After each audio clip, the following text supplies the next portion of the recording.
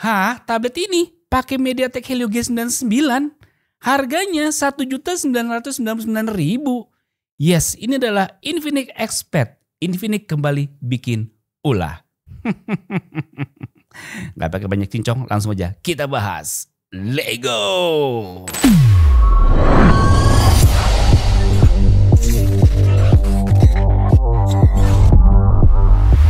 Desain. Infinix Expert hadir dengan desain yang minimalis dan modern, dengan bodi ramping yang terbuat dari bahan metal berkualitas tinggi. Tablet ini nyaman digenggam, baik saat digunain dalam mode portrait maupun landscape, berkat bobotnya yang ringan dan dimensinya yang pas. Panjangnya 257 mm, lebarnya 168,6 dengan ketebalan 7,6 mm.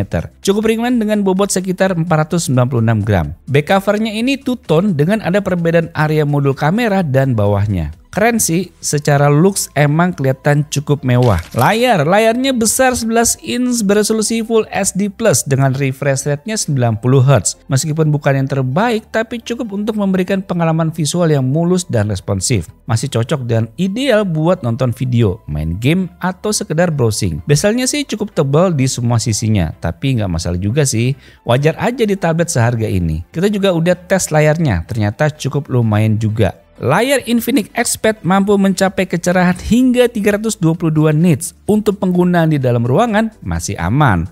Reproduksi warna juga tergolong baik di kelasnya dengan gamut coverage 95% sRGB, 72% Adobe RGB, dan 75% DCI-P3. Meski belum sempurna untuk pekerjaan profesional, tapi layar ini udah cukup baik untuk nonton film atau bermain game. Untuk touch sampling rate-nya maksimal di 200 Hz. Kita tes dengan aplikasi Touch Sampling Rate Tester.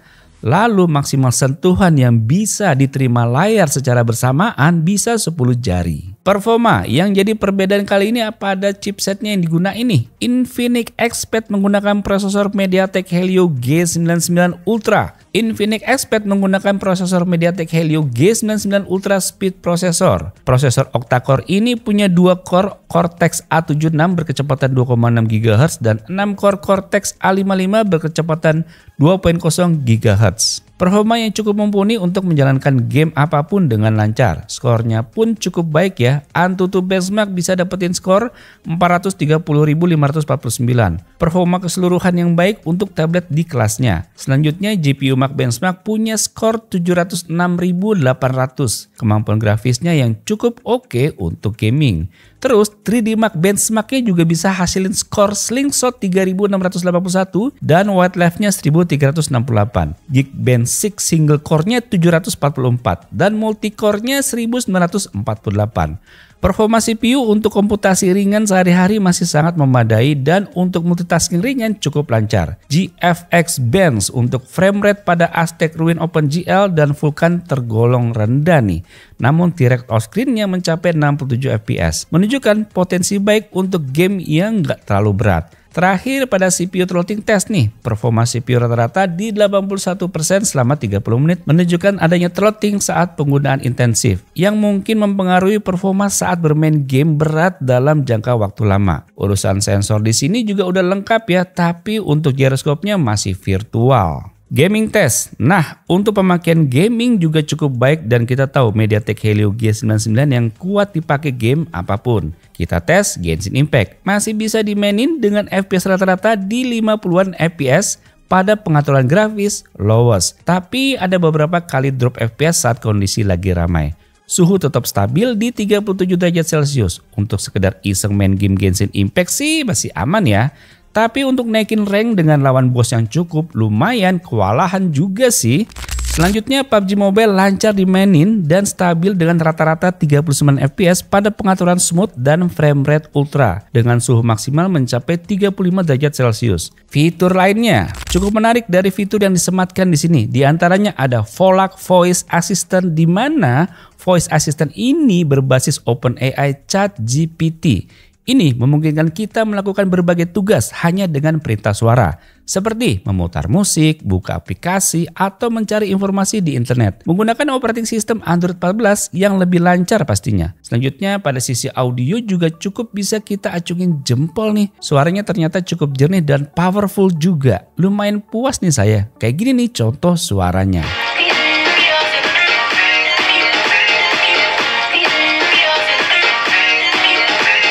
Baterai.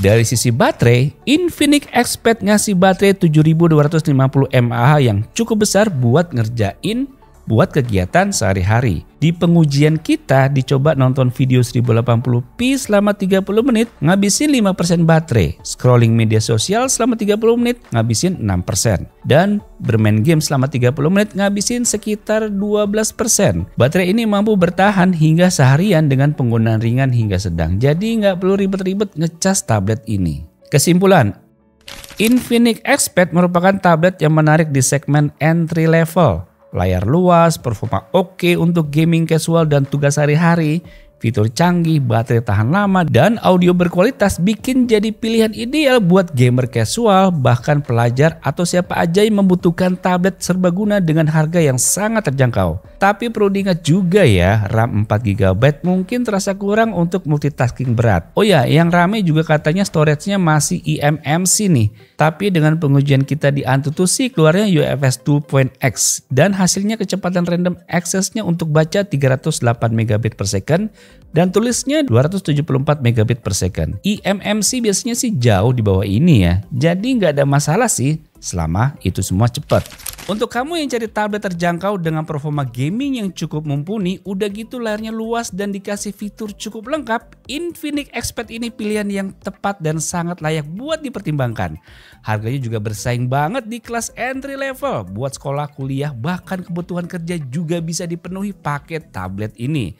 Dengan cukup siapin aja mulai dari 1,9 juta kamu udah bisa meminang si Infinix Xpad ini. Belinya lewat Blibli, barangnya dijamin original dan bergaransi.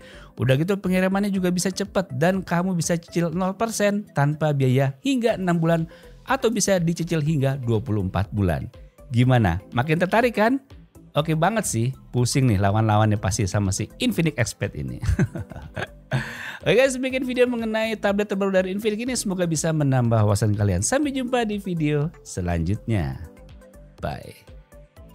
Infinix nih ngaco nih ngasih harga nih. Gila banget, murah tapi bagus.